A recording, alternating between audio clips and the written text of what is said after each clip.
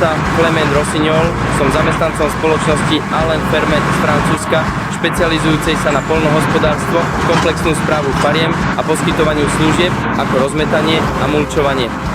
Pred 3 rokmi, keď sa spoločnosť Alain Fermet rozhodla znovu investovať do rozmetadla nemeckej značky Strautmann, obrátili sme sa na lokálneho dílera, ktorý je jedným z najväčších dodávateľov strojov, a zvolili sme rozmetadlo Strautmann PS 3401. Je to univerzálne rozmetadlo, ktoré nám umožňuje rozmetať kompost, vápno a iné materiály v menších množstvách, alebo naopak maštálny hnoj vo väčších dávkach 50 až dokonca 100 tón na hektár. Po 3 rokoch používania tohto rozmetadla by som vyzdvihol jeho silné stránky: robustnosť, presnosť a komfort pri práci. Teraz sme v 3. sezóne, rozmetáme približne 3000 hektárov za sezónu a doteraz sme nemuseli meniť ani jeden kardán. Všetko je stále pôvodné, vrátane všetkých ochranných prvkov.